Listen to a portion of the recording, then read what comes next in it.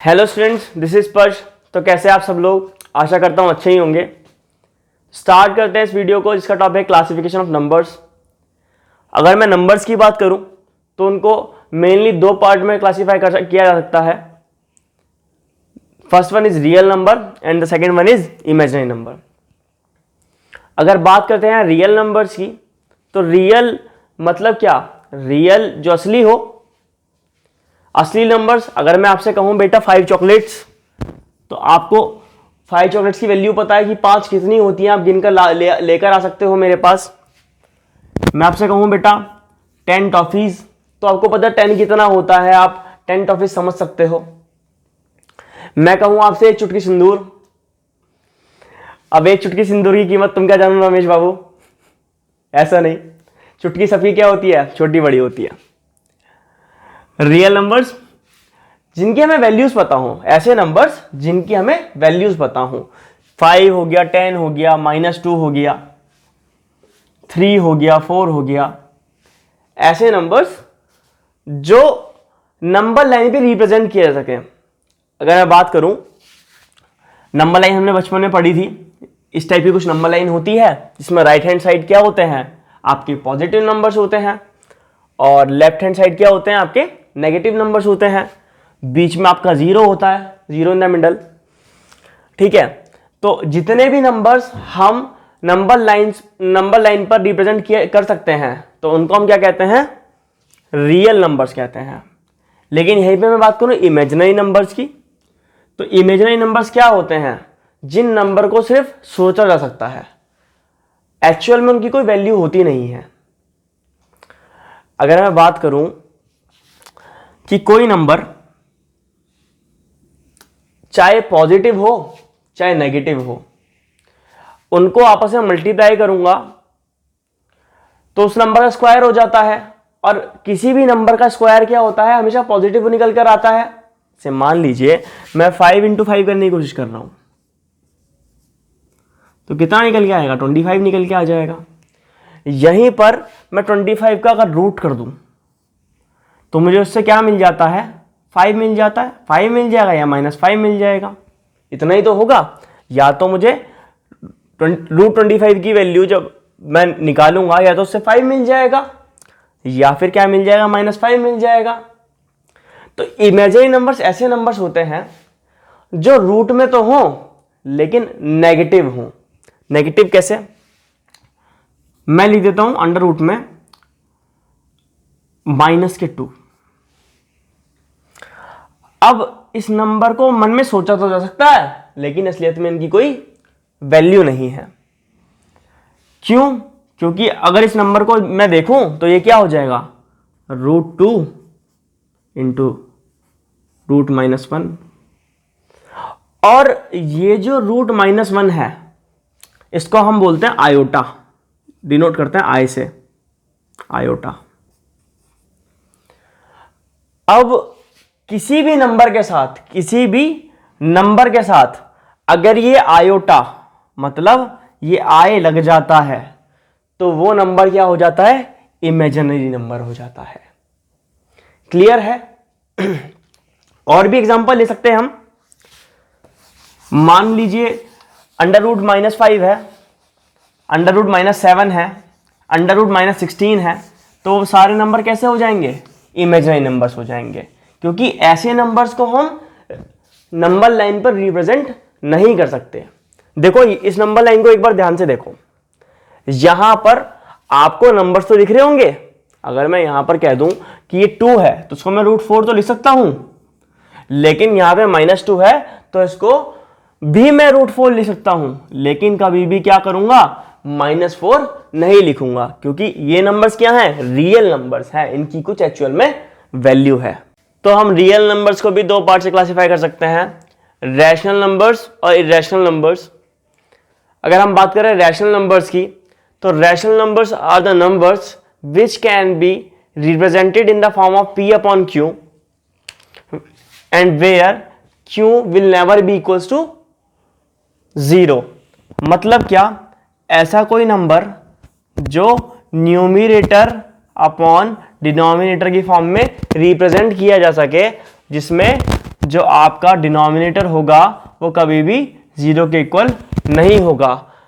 इस कंडीशन में जितने भी नंबर्स आते हैं वो सारे नंबर्स क्या कहलाते हैं? Rational numbers. यहीं पे मैं बात करूं इरेशनल नंबर्स की, तो जो नंबर्स P अपॉन Q की फॉर्म में रिप्रेजेंट नहीं हो सकते, या फिर जिसका Q डिनोमिनेटर वाला जो पोर्शन है वो 0 के इक्वल होगा, तो इसको हम क्या कहेंगे? इरेशनल नंबर्स कहेंगे। यहीं पर मैं रैशनल नंबर को और ज्यादा क्लासिफाई करूं तो इसमें हमें दो चीजें पढ़ने के लिए मिलेगी, इंटीजर्स और फ्रैक्शंस। बात करी जाए इंटीजर्स की,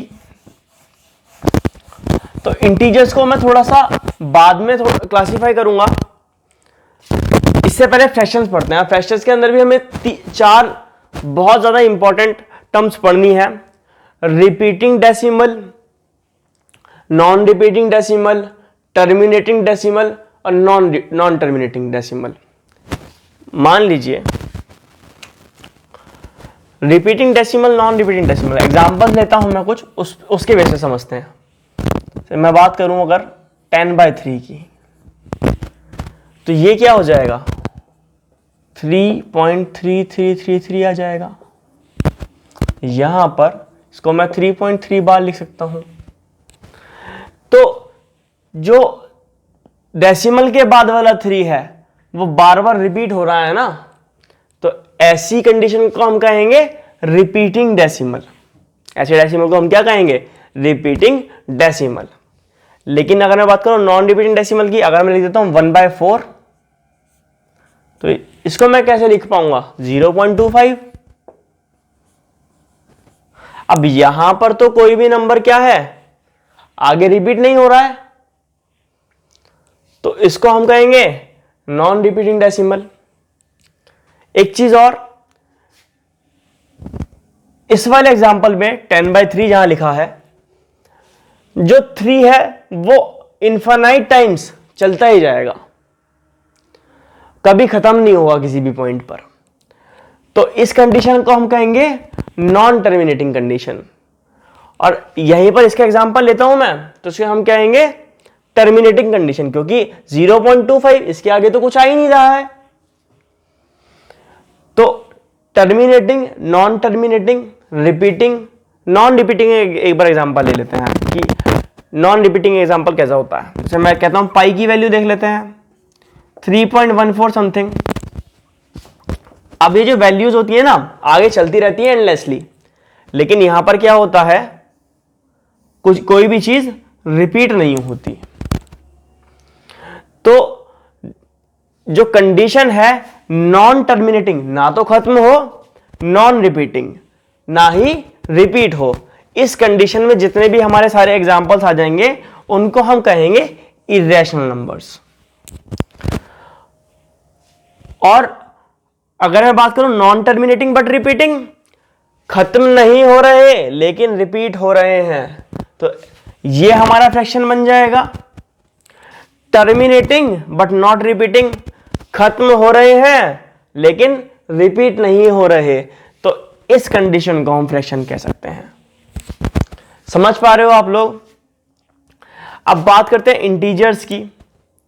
तो इंटीजर्स क्या होते हैं?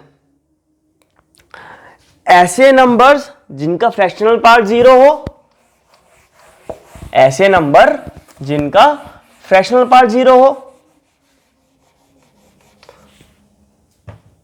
जैसे मान लीजिए 1 हो गया, -3 हो गया, 2 हो गया, 4 हो गया। जितने भी नंबर आप यहां देख पा रहे हो जिसके नीचे डिनोमिनेटर 1 हो, सिर्फ 1 हो, और जो उसका न्यूमरेटर है वो डिनोमिनेटर का मल्टीपल ना हो, मतलब क्या, ऐसे नंबर क्या कहलाएंगे? इंटीजर्स कहलाएंगे।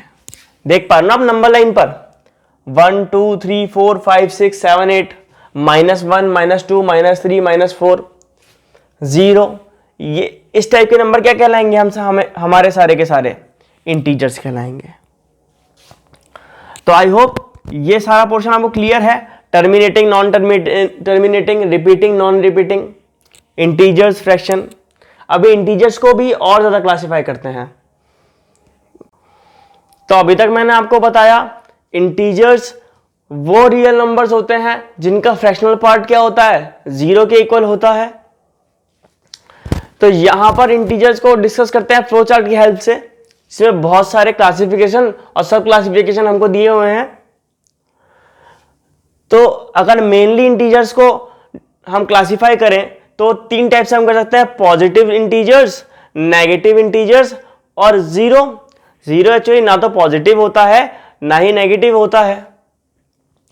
हमें पता है नंबर लाइन के जो राइट हैंड साइड में जितनी वैल्यूज होती हैं वो सारी पॉजिटिव वैल्यूज होती हैं। जीरो के जो राइट हैंड साइड में जो वैल्यूज होती हैं वो सारी की सारी कैसी होती हैं, पॉजिटिव वैल्यूज होती हैं। और यहीं पर जीरो के लेफ्ट हैंड साइड की बात करूं मैं तो सारी की सारी वैल्यूज कैसी होती हैं, नेगेटिव वैल्यूज होती हैं। और जीरो ना ही आपका पॉजिटिव वैल्यू है ना ही आपका नेगेटिव वैल्यू है। ये क्या है, आपका नंबर लाइन के बिल्कुल मिडल में प्रेजेंट होता है। अगर बात करूं मैं पॉजिटिव नंबर और जीरो को कलेक्टिवली क्या बोलते हैं, हम बोलते हैं उसे होल नंबर। मतलब सारे के सारे पॉजिटिव नंबर्स, पॉजिटिव इंटीजर्स और जीरो को मिला लिया जाए उसके अंदर तो क्या बन जाएगा, हमारा होल नंबर बन जाएगा। यहीं पर मैं बात करूं नेचुरल नंबर्स की तो जितने भी आपके पॉजिटिव इंटीजर्स होते हैं वो सारे क्या होते हैं, आपके नेचुरल नंबर्स होते हैं। अब नेचुरल नंबर्स को भी हम 3 पार्ट से क्लासिफाई कर सकते हैं, प्राइम नंबर्स, कंपोजिट नंबर और यूनिटी। प्राइम नंबर आपको पता होगा ऐसा कोई नंबर जिसके सिर्फ 2 ही फैक्टर्स होते हैं। जैसे मान लीजिए 3 क्या एक प्राइम नंबर है। अब ये जो 3 है या तो 1 से डिविजिबल है या फिर खुद से। The number which can only be divisible by 1 or by itself are called prime numbers।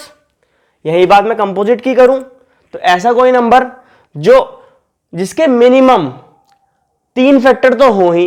जैसे मान लीजिए 6 की बात मैं कर देता हूं तो 6 जो है 1 से भी डिविजिबल है, 2 से भी, 3 से भी और 6 से भी। तो 6 कैसा नंबर हो गया, कंपोजिट नंबर हो गया। हमें पता है ना प्राइम नंबर्स। प्राइम नंबर्स हमने देखे हैं कैसे होते हैं। वो 2 से तो स्टार्ट होंगे बेटा आपके। 2 हो गया, 3 हो गया, 5 हो गया, 7 हो गया, 11 हो गया, 13 हो गया, है ना। ये 2 एक अकेला ऐसा प्राइम नंबर है जो कि इवन है। अभी इवन और समझाता हूं मैं आपको। 2 क्या है, एक अकेला ऐसा नंबर है जो कि इवन है। अच्छा, कंपोजिट नंबर हो गए आपके 4 हो गया कंपोजिट में। मतलब सारे नेचुरल नंबर्स में से यूनिटी और प्राइम को आप घटा दीजिए तो आपको क्या मिल जाएगा, कंपोजिट नंबर मिल जाएगा। 4 हो गया आपका, 6 हो गया आपका, 8 हो गया आपका, 9 हो गया आपका, 12। ठीक है, ऐसे सारे के सारे नंबर क्या हो जाएंगे, कंपोजिट नंबर हो जाएंगे। यहीं पे मैं बात करूं यूनिटी की तो यूनिटी क्या होता है, 1। अब 1 ना ही तो प्राइम नंबर की कैटेगरी में रखा जाता है ना ही कंपोजिट नंबर की कैटेगरी में रखा जाता है। अब हम बात कर लेते हैं इवन नंबर्स की और ऑड नंबर्स की। इवन नंबर्स की इंटीजर्स को और ज्यादा क्लासिफाई किया जाता है ना इवन नंबर्स पे और ऑड नंबर्स पे। अब इवन नंबर्स क्या होते हैं, the number which can be divisible by 2 are called even. और ऐसे नंबर जो 2 से डिविजिबल नहीं है वो सारे के सारे क्या हो जाएंगे, ऑड नंबर्स हो जाएंगे। एग्जाम्पल 2, 4, 6, 8, 10, 12, 14।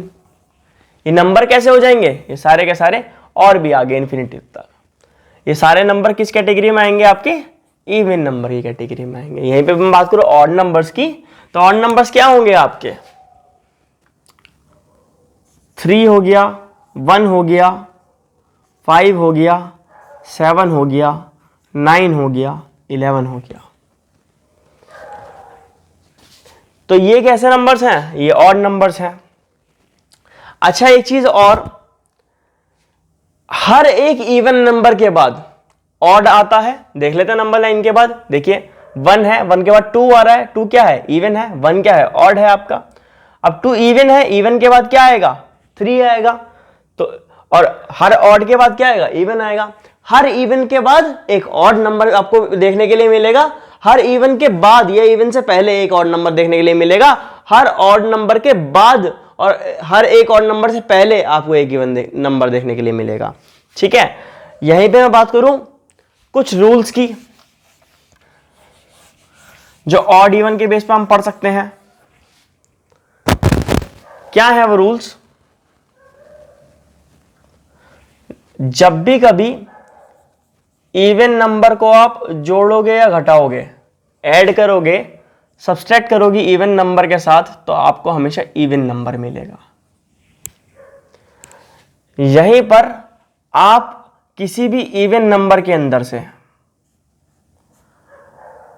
ऑड नंबर सब्सट्रैक्ट करोगे तो आपका ऑड नंबर देखने के लिए मिलेगा। यहीं पर आप किसी ऑड नंबर के अंदर से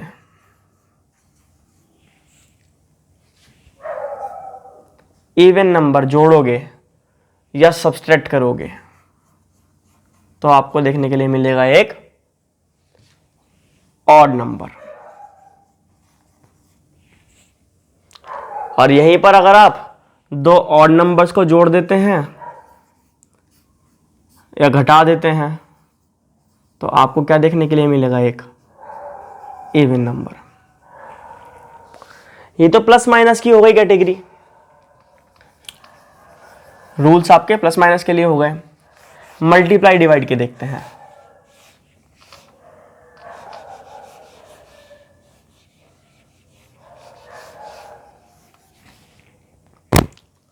जब भी आप किसी भी इवन नंबर को मल्टीप्लाई कर रहे हो इवन के साथ तो आपको एक इवन नंबर देखने के लिए मिलेगा। यहीं पर आप किसी इवन नंबर को डिवाइड कर रहे हो ऑड के साथ तो भी आपको इवन नंबर देखने के लिए मिलेगा। यहां पर बस यही होता है। और ऑड को तो आप इवन से डिवाइड करोगे तो वो वैल्यू पॉइंट में चली जाती है, आपको पता ही है। तो इस वीडियो के लिए इतना ही।